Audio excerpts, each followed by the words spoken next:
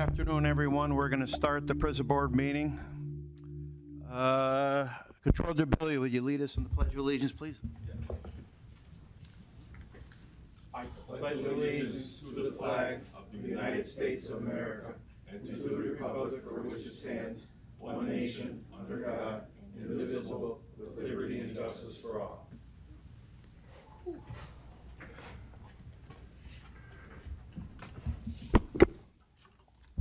Okay. Good afternoon, everyone. We're going to call to order the Lackawanna County Prison Board meeting, Wednesday, September 21st at 12:32. First order of business, I would need a motion to approve the minutes from the last meeting. Motion. I need a second. All in favor? Aye. Aye. Opportunity for the public to address the board on agenda items only. Joan Hodawan, Scranton. I printed out Controller DeBillio's report on the prison inmate and canteen accounts. I'm addressing this issue because on September 2nd, there was a letter printed in the Scranton Times suggesting that the investments that Controller DeBillio had requested and recommended on the canteen accounts, that there was a little bit of, shall we say, hanky-panky going on. And I wrote a response, but I want to address part of my response today. Looking at the cover sheet of this document, the inmate account is over $451,000. The canteen checking account is over $879,000, and there are 2 certificates of deposit totaling over $147,000. This is as of August 31st. Now, correct me if I'm wrong, Gary, but these are not government funds. These are inmate funds. Yes, that's right, Joan. Okay. So I had suggested before that these should be included in the county's annual independent audit. But I may have to modify that. It's my understanding that that county audit only can look at government funds. These are not government funds.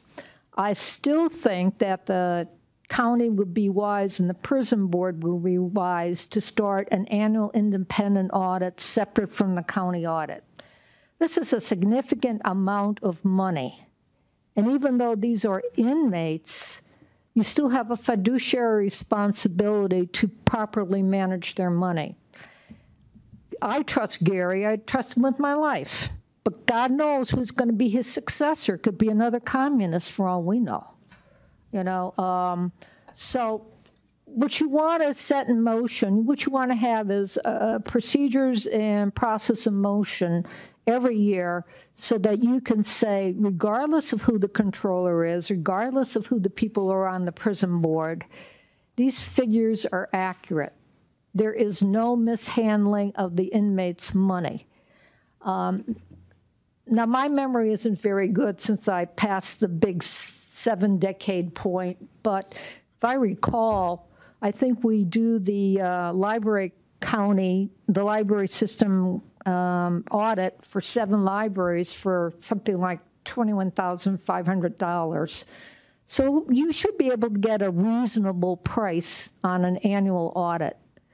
But I think you need to do this so that the inmates, their families, and the general public are reassured that this amount of money is being handled properly. You're talking well over $1 million. So I simply make that as a recommendation, hoping you would consider it for future years. Thank you. Thank you.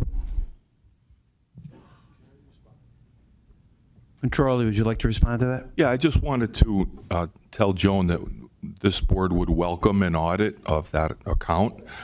And absolutely, and thanks for backing me up on that letter to the editor, which you brought to my attention. And I am not an administrator of this account or a signer of the account. We're able to look at it, view it, make a report on it. So, yeah, I just wanted to make that clear. Thanks for asking me those questions. Thanks. We will look into that, Joe.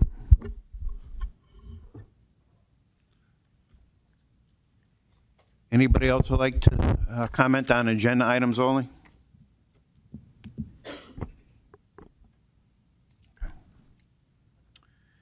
Okay, we have one motion to approve. The motion to approve all current payables for the Community Correction Center and the prison. Would someone like to make a motion to approve all current payables? I'll make the motion. I need a second. Second. All in favor? Aye. Aye. Okay, we'll start with the reports, and we'll start with Controller DeBillio. Thank you, Sheriff. The Lackawanna County Controller's financial report of the prison inmate and canteen account. Canteen account is actually named the inmate welfare account, and I'd like to point that out. And this is through August 31st of 2020. But prior to making my report, this report is covering the financial activity of the inmate and canteen accounts through the end of August, which I will give. However, at our last prison board meeting on August 17th, those members who were present voted unanimously to do what is best for the benefit, welfare, and education of our county inmates by investing $600,000 of the canteen account assets with the Pennsylvania Local Government Investment Trust for a 120-day period and a rate of 3.63% annually. That left a little over $250,000 in the checking account, which will cover our day-to-day operations that are necessary. The rate of return at the time of our meeting was 3.03 annually, but the $600,000 did not transfer into the Pliget account until September 16th, at which time the rate had increased to 3.63%. That investment will now earn $7,876 compared to where it was earning $0, and will now mature on January 26th. Recently, our $132,382.32 CD owned by the canteen account matured on September the 15th, and we are now in the process of investing that with the Pennsylvania Local Government Investment Trust any day now, also for a 120-day period. So the maturity date will be very close to the time that the $600,000 matures. So by the end of January, our canteen account investment of $732,382.32, which we will be recently have invested, will earn an additional $8,900 to be used for the benefit, welfare, and education of inmates. What is more, that is more responsible stewardship by this prison board, acting as fiduciaries for the canteen account.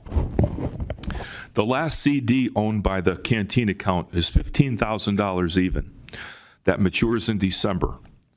And I suggest that in September, we invest that $15,000 into the Pennsylvania Local Government Investment Trust prime rate of return of approximately 2.5%, but there's no time frame attached to that investment. And that would then be until January, at which time we can combine all of the canteen Pliget money together for a period to be determined by this board at our January 15th meeting. And with that said, my report through August 34th is as follows. The Controller's Office reviewed the prison inmate and canteen account reconciliations, which were prepared by the Prison Business Office for the month of August 2022, and found no discrepancies between the reconciliations and the bank statements. The balance in the inmate account was $451,785.42, as of August 31st of 2022. The balance in the canteen checking account was $879,748.27 as of August 31st, 2022, but it's not that now. It's slightly over $250,000. In addition, as of August 31st, 2022, the canteen account owned 2 certificates of deposit, one valued at $15,000 and the other at $132,371.08, totaling $147,371.08. During the month of August, $85,487.94 was paid by the canteen account for expenses which benefit county inmates, and the itemized details are attached to my report. And that concludes my report, Sheriff. Okay. Thank you. Any questions for Controller DeBelio? Okay. I'm going to hit the rewind button briefly. I'm going to go back to the independent audit. I think it's appropriate that we make a motion to get the ball rolling to request it, initiate the steps that we need necessary to conduct this independent audit on an annual basis. Second. So I'm going to make that motion that we do that. We get the ball rolling on that. I'll second that. All in favor? Aye. Aye. Any questions? I hear nobody against, so we will start that process. Thank you. Thank you, Mr. DeBelio. Mr. Nick McConaughey, you're up. Did we make a motion? Thank you. Let's go back to Mr. DeBelio's report. We need a motion to accept the controller's report. Thank you. Second. All in favor? Aye. Aye. Thank you. Mr. McConaughey, the Community Correction Center report. Good afternoon, everyone. This is a house arrest report for the month of August. Adult house arrest had 159 participants. Juvenile house arrest had 22. House programs revenues. House arrest had $54,588.62. Juvenile had $3,430. And the totals for the month is $58,018.62. Year-to-date totals for both departments, $472,333.85. Programs expenses, $99,262.61. Programs violations were 49. No, I'm sorry. Programs completions were 49. Violations were 9. Programs warrants still, 1 for work release and 1 for house arrest. And the budget report overall, overtime's at 56%, expenses at 63%, and revenues at 72%. That's the minute in my order. Okay, thank you. Any questions for Mr. McConaughey? Motion to accept the Community Correction Center report. Motion. Is there a second? Second by Commissioner Domick. All in favor? Aye. Aye. Thank you, Mr. McConaughey. Have a good day. Same to you. Okay, next we'll go to the Warden's report. Warden Betty.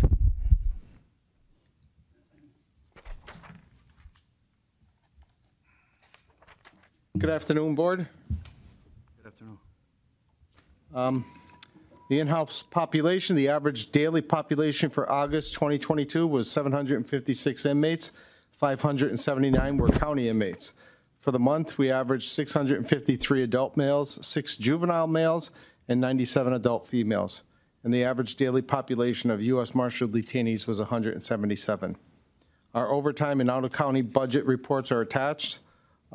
Staffing update, currently our correctional officer numbers break down to 162 full-time on shift, 5 on workers' comp, 0 on FMLA, continuous FMLA, but 62 with intermittent FMLA, 7 on administrative leave, and 6 vacancies, current vacancies, for a total of 180 full-time officers. As of August 31st, revenue was at 66% and expenses were at 69%. And extraordinary occurrences, there were 5 in the month of August. On 8/2, a female inmate became upset with the results of her video court appearance, and she then became non-compliant with the staff's attempts to get her returned to her housing unit. The situation escalated to the point where she began kicking and spitting at staff. Responding staff were then able to place her in the emergency restraint chair for her own safety. On 8/3, a male being committed to the jail was exhibiting violent and aggressive behavior towards the committing agency. Physical struggle commenced just outside our booking door, and prison staff responded to assist with bringing this individual into the prison. Once inside the facility, this inmate continued struggling with staff, and this individual was then placed in the emergency restraint chair for his safety and for the safety of everyone involved. On 8/10, at approximately 12:05, a male inmate was distraught over the results of his video court hearing. Upon returning to his cell, it was observed that this individual wrapped his prison uniform around his neck and the stool located inside of his cell. Staff intervened, removed the uniform, and placed him in the emergency restraint chair. On 8/22, a female began to physically resist attempts to get her to shower in her housing unit. This individual is one with a known mental health issue, and the onset of her non-compliant behavior was sudden and without any apparent rationale. Responding staff were able to place her in the emergency restraint chair at approximately 8:35. On 8/25, a newly committed male started to display signs of an overdose. Staff then discovered a hypodermic needle on his person, and it was filled with a liquid. While attempting to retrieve the needle, the individual in question began to physically resist staff's efforts. Staff were able to subdue the individual and retrieve the needle, and he was then placed in the emergency restraint chair, and he was provided with Narcan, which almost immediately revived him. PREA, there were 2 PREA investigations completed in the month of August. Both were allegations of inmate sexual contact. One was deemed unfounded, and the other was deemed founded. Both PREA investigative reports have been forwarded to the District Attorney's Office for review, and this concludes my report. Are there any questions for Warden Betty?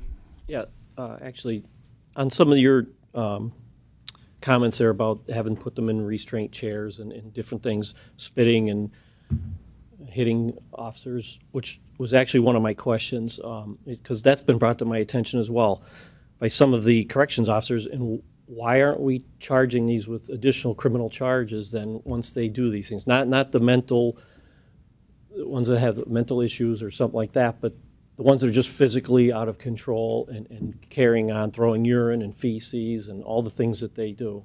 What we do is we do report the more serious events to the District Attorney's Office for review. Some events where I'm mentioning a person spit, we know from past experience if you spit on my suit, it's not going to be considered an assault. If it gets in my eye, then we could take a look at it. Yeah. So some things we don't report because of what we have learned over time, but other things are reported and looked at. And I honestly can't speak to what is investigated and if individuals are charged. I'm not really looking to track that aspect of it. Right. Well, I just think it's in the eyes of the corrections officers, it's probably a little more serious to them when it's being done to them. So I just think it's something that maybe should be looked into, and if they should be charged, they should be charged. I did have a second question on the subject of audits. You know, quite a while ago, I don't know, months ago, I asked, do an audit on our well path on the medical staffing and their versus our contract and what we're getting for our money. And I know I did ask you the other day, and you provided me with one report I have here it's from 6/26/22 to 7/30/22. And it's a staffing report. And what's concerning to me is our contracted hours, and this is all the different, dental assistant, dentist, LPNs, medical director, the whole list.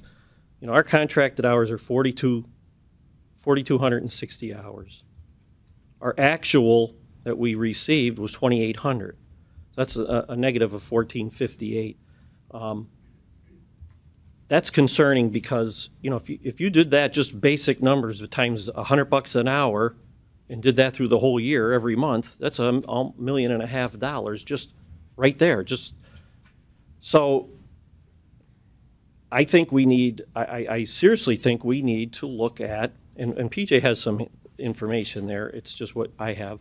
I think we should have an independent audit and look at this stuff and see if we're getting what we're supposed to be getting. You know, for the month of June, or this time period, we have a medical director, contracted hours, 120 hours. We have 0. A mental health professional, 300 hours are contracted. We have 0. So mental health professional, 200 hours, 0. That's not good. So this is a blatant abuse of the contract, and I seriously think it needs a good, hard look and be audited and see, you know, if they owe us money back. I understand they can't get employees. I understand that, but we're paying for that. So if we're paying for it and they can't provide it, then we should be getting a refund. So I'm requesting that we do an independent audit. I know how busy you get during the day. I don't know how you could physically do an audit yourself. I think we need to look at it. And, you know, then we look on costs above that with understaffing and without a medical director. And if there's something that happens to an inmate that's above the training of the person on staff, they got to go to the ER. Well, now there's 2 sheriff's deputies. They have to take this inmate to the ER. And Actually, that's our staff. Or, okay, well, your staff. So, okay, all right, right. So COs take them, so now you're taking 2 COs, and then you probably have to bring a couple in to cover. And then we get a bill from the ER on top of it. So it's just very concerning to me, and I think it needs a good, hard look. I have no issue with that. I had mentioned at last month's prison board meeting independently. If the commissioners wanted to meet with me, that is fine. I can provide you with whatever I have. And at that point, and I'm mentioning the commissioners because the contracts between WellPath and the commissioners, and I know. Well, this is a quick snapshot of that, but I mean, we'd have to look at more, which I've asked you for more of that to get a better handle on it. Right, but and I'm getting that. I'm not convinced that we're going to have anything better when I look at more months of staffing and stuff like that. So that's just my recommendation as a commissioner. Anybody else have anything for the warden? I have a question. Sure. Warden, there are 6 correctional officer vacancies right now, and I'm just wondering if you have any officers in training currently. Actually, I do. I have a list of individuals that I'll be seeking the board's permission for hiring. I have 12 part-time vacancies, 6 full-time vacancies. I don't have enough candidates to fill all 18 of those spots, but I have 10 candidates that I'm hoping that we potentially go into an executive session and can discuss them. That's good to know because 38% of our correctional officer workforce is on interim family medical leave, and a full complement of officers will help offset the mandatory overtime that officers are required to work, which would be a big help. That would be, yes, sir. Thank you. Anyone else? Well, based on Commissioner Chermak's concerns regarding WellPath, I feel it would be appropriate to amend the motion I made earlier and include the audit to include WellPath as well as the canteen fund. After, based on our concerns here, An independent audit, correct? to do an independent audit on an annual basis. Do we need a separate motion, or could we amend it? Yeah. Okay, well, I'm going to make the separate motion that we start the initial steps to conduct an independent audit on an annual basis of WellPath. I'll second that. And I'll make that motion. I'll second. All in favor? Aye. Aye. Thank you, Warden Betty. Thank you. You got to approve his report. Okay, at this time, I'm going to request an intermission because there are some personnel issues that we need to address as a board. We're going to be going into an executive session. Do we accept the warden's report? So moved.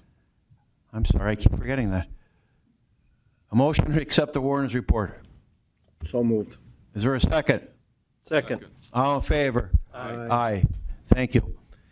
Ladies and gentlemen, at this time, we're going to go into an intermission, and we have to go into an executive session to discuss personnel matters. Thank you.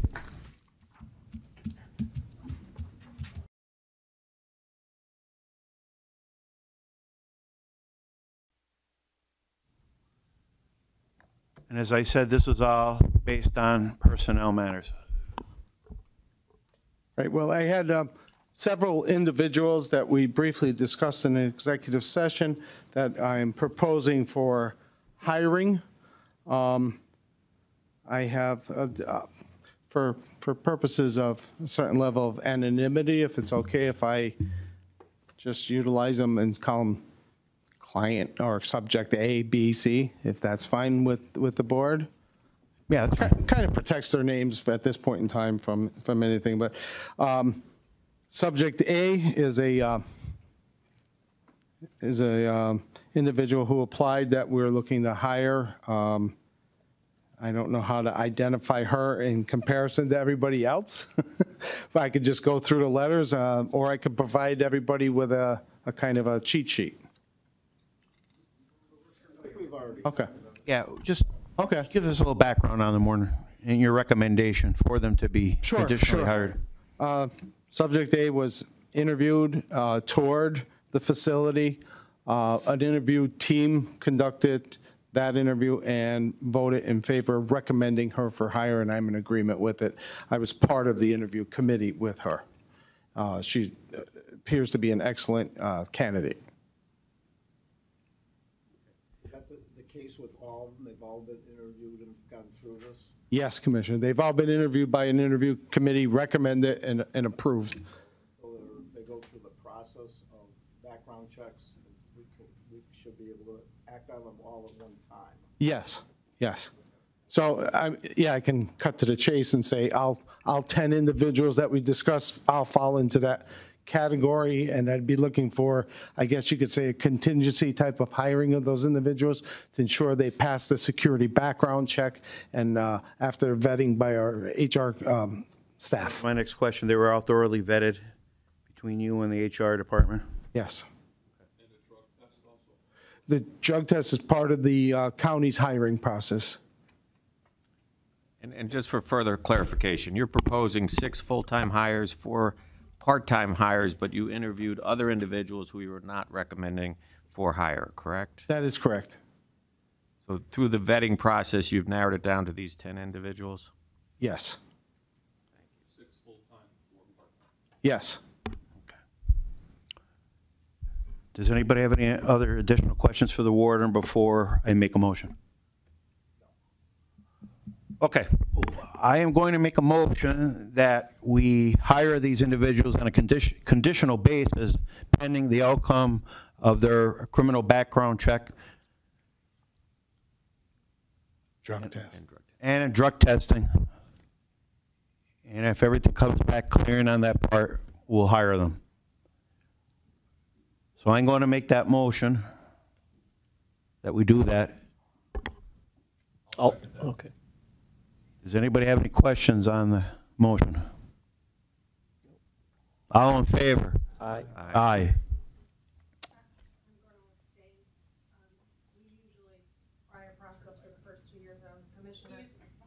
During the first 2 years I was commissioner, we would have the hire form with the application attached to it. So I'm not comfortable in conditionally hiring, so I'm just going to abstain from that vote. Thank you. Thank you, Warden. The motion passes. Sheriff, I also had employee A, who I've recommended termination of employment for. This was an employee who had underreported the conditions of police interaction with prison officials. Right. I was just going to, just that little sum up there, but I would be seeking approval of my recommendation for termination of that individual. Okay, a motion based on the warden's recommendation to terminate employee A. I would need a motion for that, based on our I'll discussions. make a motion. Is there a motion? Yes, I'll make a motion. I need a second. All in favor? Based on the warden's explanation to the board, Okay. We're going to be voting based on all his recommendations. Thank you. All in favor? Aye.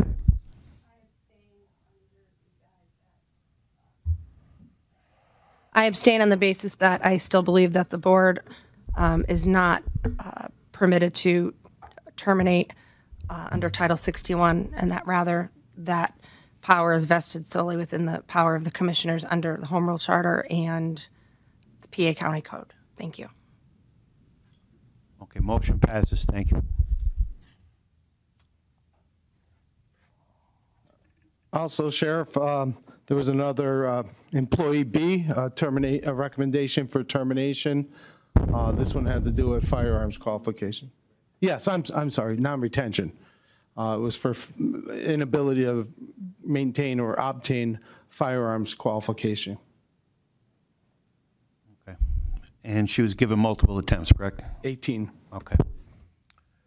A motion to terminate employee 2 based on that. Motion, I'll make the motion. Is there a second? and I'll second it. Okay. All in favor? On the question? On the question, this employee would be welcomed back. This employee would be welcomed back upon being able to complete that firearm training. Yeah, matter of fact, I would encourage her to go and get long-term training and give it another shot. We liked her. So we could revisit this issue if she's successful in being more proficient with the weapon. Absolutely, sure. Okay. I'm okay with that. I'm sure the board is. On the question, anyone else? All in favor? Aye. I abstain on the same basis as previously stated. And our third subject was I'm seeking the board's approval for a certain level of discipline that we discussed about a staff member.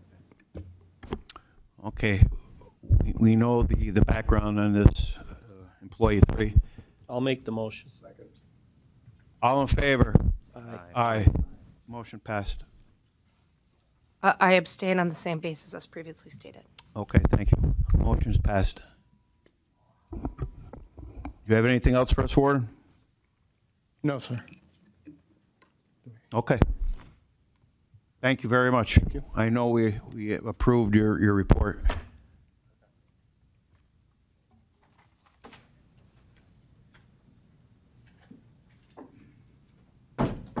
Okay, opportunity for the public to address the board. When you come up, please give us your name.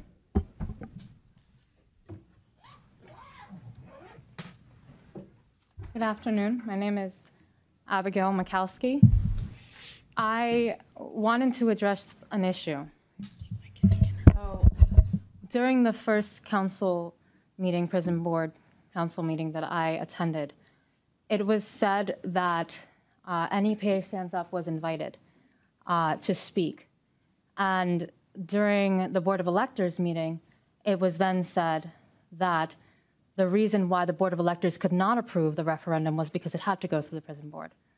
I would like to state that appropriate communication for invitation for an opposing council or party that is coming to speak at this type of event is not a texting bank.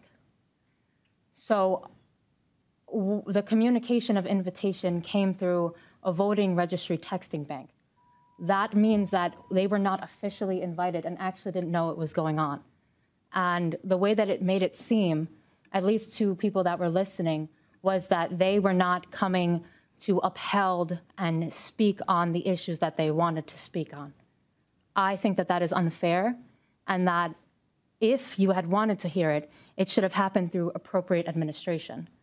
Secondly, audits, medical audits.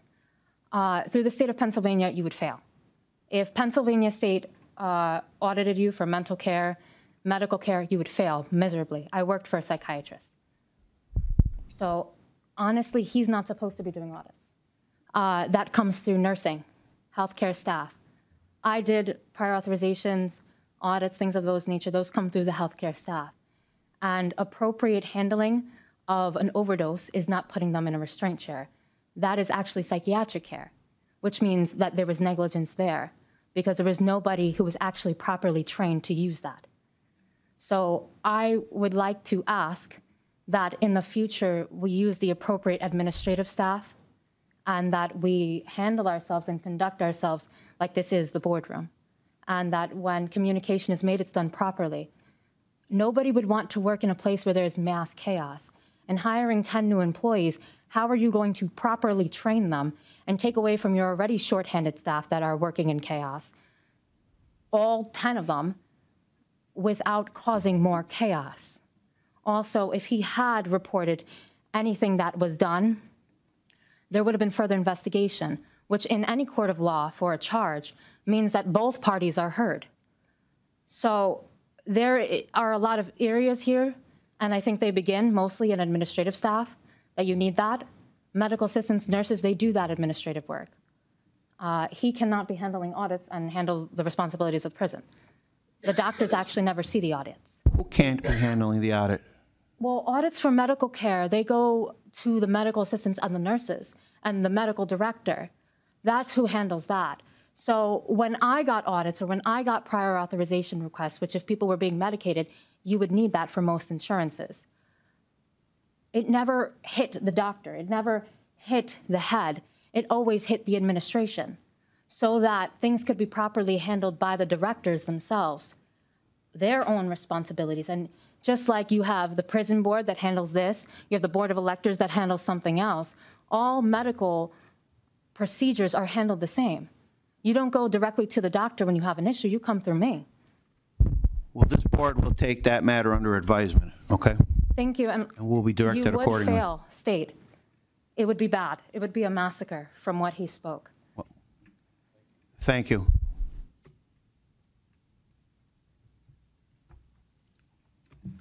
Hello. Hi.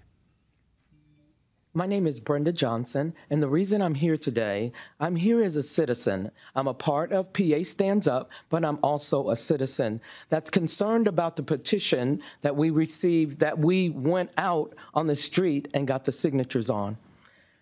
You already know we walk the streets and we obtain the signatures to reform solitary confinement, or whatever we want to call it, the restrictive housing unit in the Lackawanna County Jail. You already knew it was over 90 degrees on the days that we were out there. We obtained 13,665 signatures, and we only needed 8,396 signatures. You already know that the voters really, and I'm talking to voters every day, are upset and they don't understand why their signatures and why their petition, which was their signature, does not matter. Since we already know these things, then I will go in and ask you to please consider what we're looking at for the ballot initiative, reform. I understand that you're telling me the restrictive housing unit, what it does, but from actually talking to people on the street that had been in solitary confinement, is what they called it, because they were in the Lackawanna County Jail, they have a totally different vision and view of what it is and what it does. And to consider this, our referendum was asking for, instead of 23 hours a day, that they be down to 20 hours a day.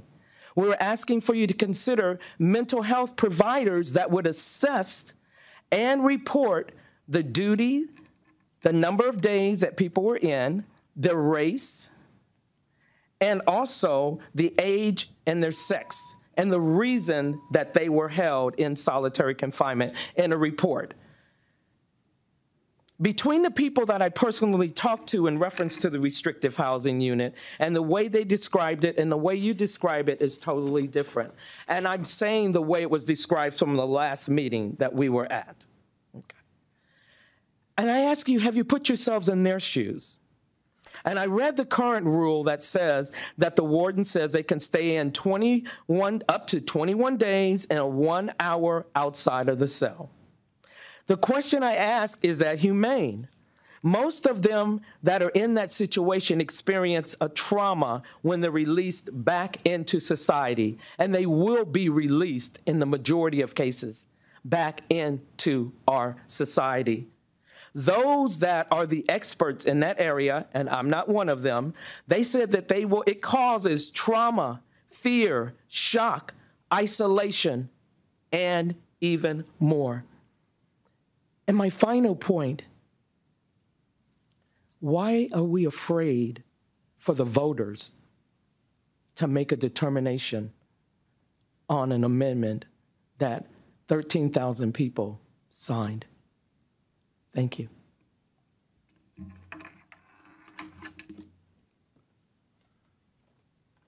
Excuse me, Warden, would you come up to the podium, please?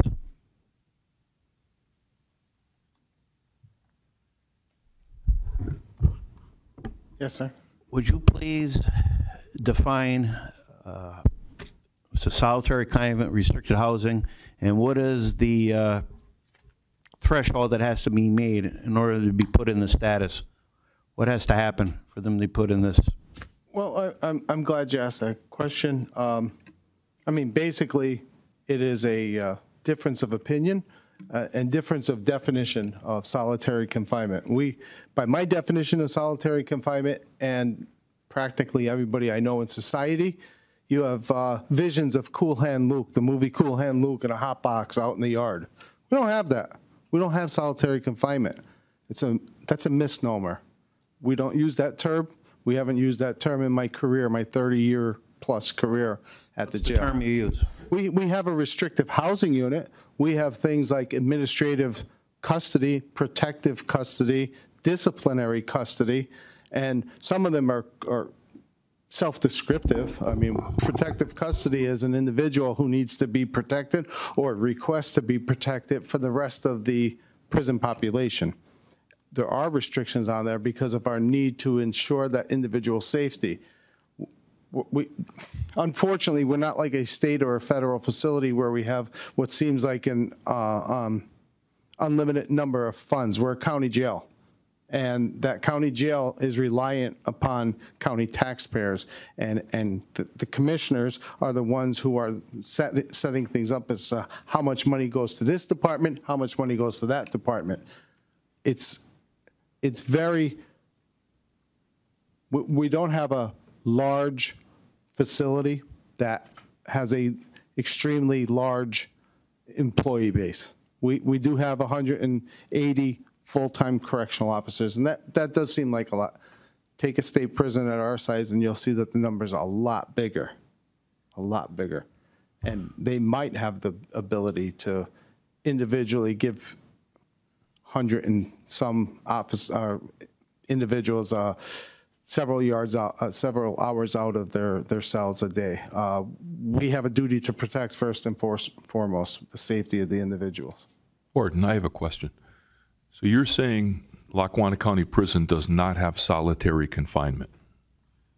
By my definition, no. I understand that NEPA stands up has a different definition. Well, can you explain what you think is the closest thing to solitary confinement that they The closest thing we have is just protective custody and disciplinary custody. Well, disciplinary custody, I'll use that. An individual has a minor or a major infraction, but it's serious enough that he is ordered to do X amount of days in disciplinary custody. And I'm saying he, it could be women as well. You know, we have females at our facility as well, but an individual is ordered to do X amount of days in restrictive housing, disciplinary custody, whatever term you want to use. When they're in that situation, they're down there with other individuals who have also created misconducts. According to Title 37 law, which is the law that governs county facilities in the state of Pennsylvania, they're entitled to 1 hour out of their cells a day for recreational purposes only. They're typically not alone? No, they would have, well, they could be, most of them want to be alone, but you have cells on each side of you. You have cells above you or below you. So it's not like it's a cell that's over in that corner all by itself. But it's also, I'm not going to sit here and say, oh, it's not like you wouldn't be necessarily celled alone. That could occur. And sometimes you might prefer that. How about meals, Ward? How many meals do they get a day? 3 square meals a day. Aramark is our food service provider. They have a registered dietitian on staff that certifies every meal. So, Medical as well? right, we have a medical department. They do routine rounds, sick calls. On top of that, we have a phone that's available. It's on its own little, it's like if this was on wheels and we can wheel it from cell to cell. So we have a phone that's available. We have a law library in a cart so that they don't lose access to the library. I'm not going to, they lose some privileges. They're in disciplinary custody. How long of a period is that typically? That's hard to say. I started, when I heard, when I started getting noise I was hearing about this group, and I don't mean anything offensive about that, I thought of exactly that. So I started loosely tracking it, and it seems like your average length of stay, when you look at everybody that goes in there, how long they're there, it's about 14 days. I mean, there are some people that go down there for 7 days. There are some that go down there for 21 and commit a new offense and end up doing more than 21. But it seemed to average out around 14 days is your average length of stay down there in our restrictive housing unit under disciplinary custody. Would you consider that cruel and unusual punishment, inhumane punishment? If I did, I wouldn't do it. I also recognize that some folks might think that is, and who am I to say? But I don't think it's cruel and unusual. I have a lot of contact with a lot of other facilities. It's more the norm, at least in the state of Pennsylvania, that I'm aware of. So if I'm understanding you right, this status is used for disciplinary, protective, or medical reasons? Yeah. For the most part? For the most part, yeah. Yeah, there are times, Sheriff, where we have an individual who should be in protective custody but keeps getting into fights with other individuals in protective custody. And that individual might get placed into administrative custody because he can't get along in the protective custody status. And they are not being deprived of any of their necessities? No. Okay. No. Does anybody else have any questions on the board regarding this? I just wanted to say that I think I would speak for the board as a whole when I say that no one on this board is in favor of any inhumane practice at the Lackawanna County Prison. We just would not be in favor of that. Does anybody else have any comments or questions for the warden on this subject matter? I do, sir, just have one question. Oh, hold on 1 minute, ma'am. I'm just directing it toward the board members, and you're more than welcome to come up. Okay. Thank you. Sure. Thank you, warden. I'm sorry. My one additional question, we're asking for the hours instead of 23 hours a day to go down to 20 hours a day. And it just seems like we're asking for the world. And I would appreciate, please, if we're not referred to derogatorily. We have been the last 3 meetings, because I've listened if I wasn't there. No, we have. We're not referring to derogatorily, ma'am. Yeah, well, we are not. Referred to the way the warden refers to our organization is very derogatory. And we're just concerned citizens that are standing up for those that cannot stand up for themselves. In America, if somebody doesn't stand up for somebody that can't stand up for themselves, why was I a soldier? Why do we send people to war? It's for democracy. It's for each other, to stand up for each other. So I'm asking for, instead of 23 hours a day, is it possible to go down to 20 hours a day? Is it possible for them to have a report that they write the name of the person, how many times they've been in there, okay, for what reason just they've been in there, and their age, their sex, and their race. So just so we can trace the pattern. That's all. Thank you so much, sir. You're welcome, ma'am. Warden, will you come back up, please?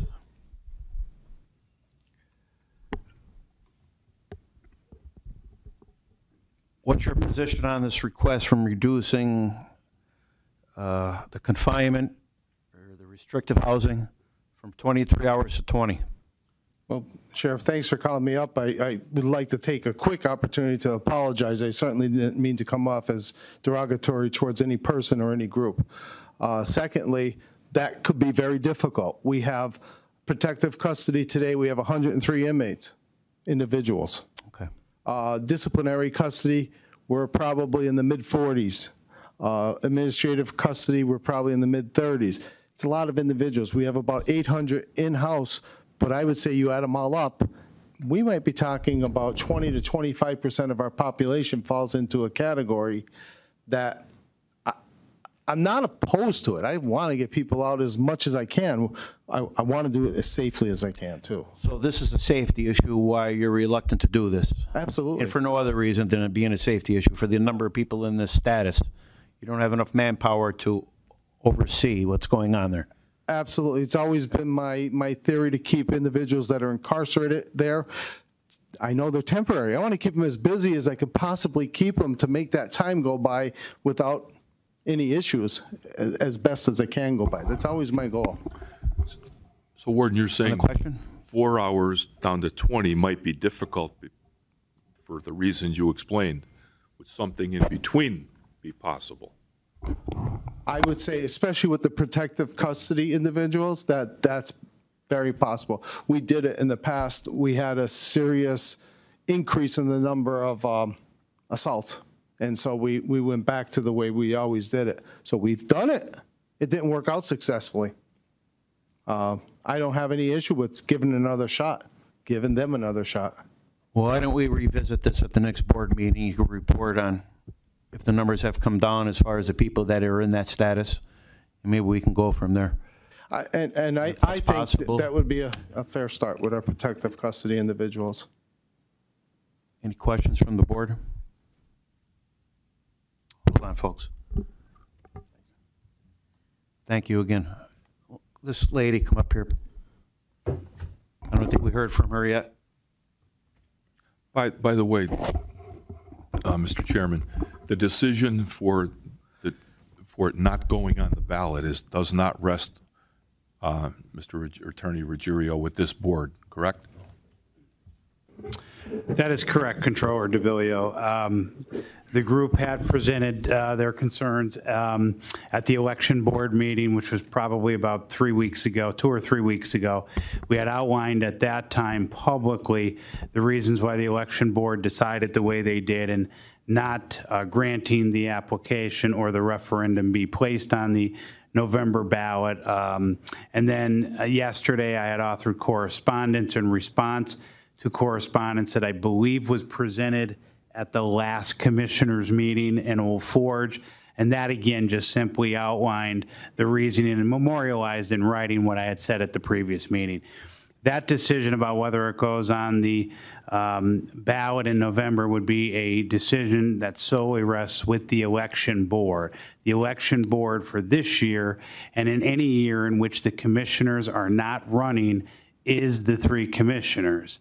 So that's who comprised the election board, and that was the reasoning why they decided the way they did. But to your question, yes, the decision about whether it gets placed on the ballot does not lie with this board. I did instruct the organization and the group, though, that their concerns, the election board's decision was not a decision, and I apologize for having my back to you. I'm this way. The decision was not a decision on the merits of their petition or on the merits of the substance of their petition. It was simply based on the law. And I had indicated at the election board meeting that it was and is admirable that there are 13,000 signatures on that, or 13,000 and change signatures on that petition, and I encouraged them to appear at the election board meeting, I'm sorry, at the prison board meeting, which is why I think they're here today, or partly the reason, and raising the concerns they have been raising. But in short, it's beyond our scope whether or not that question goes on the referendum, on the ballot, correct? Well beyond the scope and duties of this particular board, the prison board. You're without authority to make that decision. Just so everybody's clear on that. Legally, yeah, the law, Legally. The Home Rule Charter and the third-class county code outline who the election board is, who the election officials are, and that decision-making process that the election board has to go through, all of which I had previously outlined, and again, which I outlined in my correspondence from yesterday. Thank you. Thank you. Does that help answer your question? Thank you, Mr. Chair. Thank you. Okay, I saw a few hands up. Somebody wants to come up? I apologize. I have to excuse myself. I have a 2 o'clock meeting.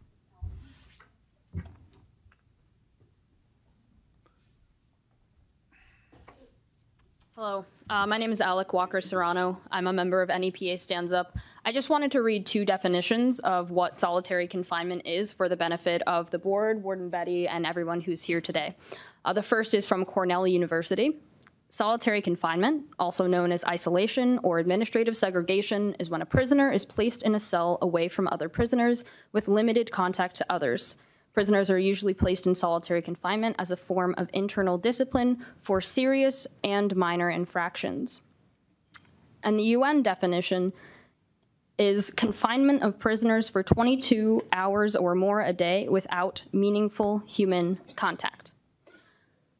So I think that by definition, we are using solitary confinement at the Lackawanna County Prison. And I think it would be of benefit to the people working there and the people who are inmates there if the people running the prison understood what solitary confinement is and that they are using it. There is a plethora of research out there showing that solitary confinement does not work. It increases recidivism rates, it increases instances of aggression, it increases mental health problems. It is not a good way for us to actually improve the safety of our communities. Thank you. Thank you. And again, we're going to take the matter under advisement. Does anybody have any questions other than what they feel the definition of solitary confinement is? Because I don't want to see redundancy here. We are going to take the matter under advisement. Hi. Good afternoon. How are you? Good afternoon. My name is Holly Van Wert. I am a Lackawanna County resident. I'm the lead organizer of NEPA Stands Up. I'm the petitioner of the ballot initiative to limit the use of solitary confinement in Lackawanna County. I am here today to call on you, the members of the Lackawanna County Prison Board, to make the necessary life-saving improvements for the health and safety of those housed in your prison.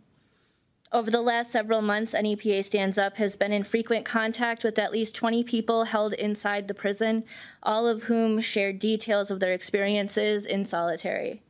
The accounts were consistent in their cruelty. We heard about the withholding of medication for serious physical and mental health issues, unsafe and inedible food, failure to provide access to programming or proper out-of-cell time, and periods of extended isolation. Because it doesn't matter what you choose to call it. Keeping a person isolated for 22 hours or more a day without meaningful human contact is the definition of solitary confinement, and that is what is happening inside Lackawanna County Prison. Warden Betty just told us that 25% of the people housed in Lackawanna County Prison are in some kind of restricted housing. We know that solitary confinement creates and worsens physical and mental health issues, including anxiety, depression, paranoia, obsessive thoughts, cognitive disturbances, post-traumatic stress disorder, hypertension, heart attack, increased suicide rates, and premature death. Our referendum to limit the use of solitary confinement in Lackawanna County Prison seeks to limit the use of solitary confinement, capping the number of hours one can be kept in isolation to 20 hours, not to exceed 14 days, and limiting emergency solitary confinement to no more than 24 hours.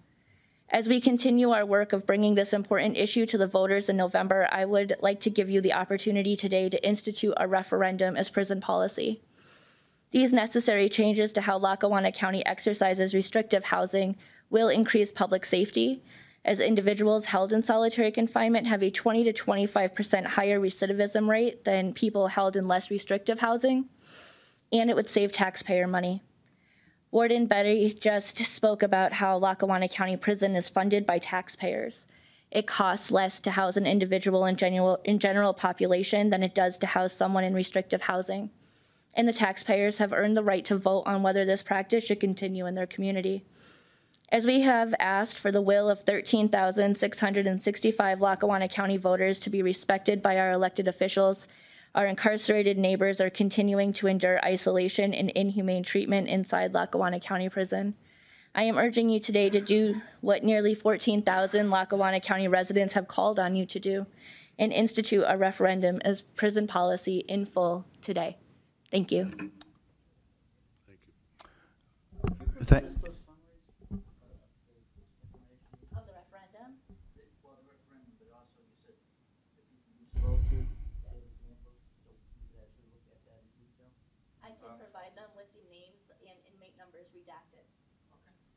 Okay, please do that. Again, we're taking these matters under advisement, and I think it was mentioned earlier, nobody here wants to see the inmates treated inhumanely. Nobody wants to see that happen. So we will take these matters under advisement, and we will take them seriously, and we'll move from there. I, for one, would like to visit the prison to take a look at the restricted area that we're talking about.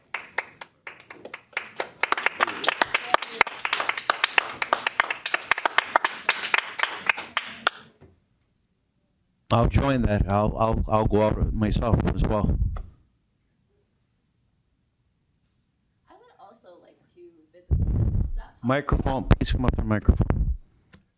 Is it possible for one or a few of us to be in attendance of that tour? That would be a question for the warden. He's in charge of the prison as far as security. That would be a question for him. Okay, thank you. You're welcome. Anyone else?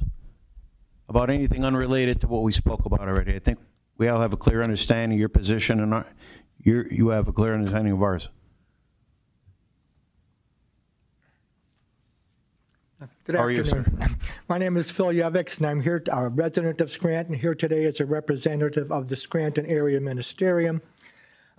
I'm proud to represent the faith communities on the board of the Lackawanna County Reentry Task Force, and the Ministerium appreciates the recognition that faith communities can contribute to this important work, making our county safer and more productive. We're pleased that Mother Barnes and the people of St. Luke's Episcopal Church are hosting our peer-to-peer support group sponsored by the task force. And I recognize that reentry is beyond your direct jurisdiction, but if you're interested, I can share information about our peer-to-peer group because it does directly affect recidivism and ultimately the prison costs. My main purpose today is to address the provision of religious services at the Lackawanna County Prison and the need for professionally trained chaplain services at our county jail. Prison ministry has been a concern of the ministerium long before I got involved, almost 12 years ago now, and we continue to monitor the situation closely. You're all aware that Reverend Doug Posgate and others, the role that they played in bringing these concerns to the prison board over the last year. We're pleased to learn that religious services have been resumed at the jail, and we expect that this will include all the services that had been provided before the pandemic restrictions. We want to acknowledge the very generous and efficient initiative from Jubilee Ministries to provide chaplain services at the Lackawanna County Prison and the impressive efforts they have already made in providing for the spiritual welfare of those being held there. We have shared with the representatives of Jubilee Ministries our support for their efforts and our eagerness to cooperate with them in any way possible. And I'm not sure if all of the board members are familiar with the Jubilee Ministries' recent publicity about that, but I could provide an electronic copy if you'd like to be aware of it. This is something that they circulated in the community, and it highlights their one full-time and two part-time employees and the services that they are providing. We remain convinced, however, that a jail the size of Lackawanna County Prison requires the appointment of a full-time, professionally trained and certified prison chaplain. Situations such as informing inmates of the death of a loved one or helping staff and inmates cope with an unexpected death require the 24/7 availability of someone with the specialized pastoral training. We have prepared a document providing background on the history of the chaplain at Lackawanna County Prison, various standards in use for certifying prison chaplains, and the reason why a professionally trained chaplain is needed in our county jail. We continue to gather more information for that document, but we would be happy to share it with the current draft at whatever time the board thinks it might be appropriate. Thank you. Thank you.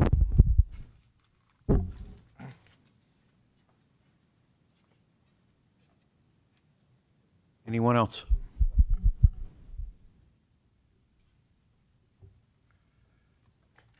Okay. Any member or others' business? Motion to make adjournment. Motion. Is there a second? All in favor? Aye. Thank you, everyone.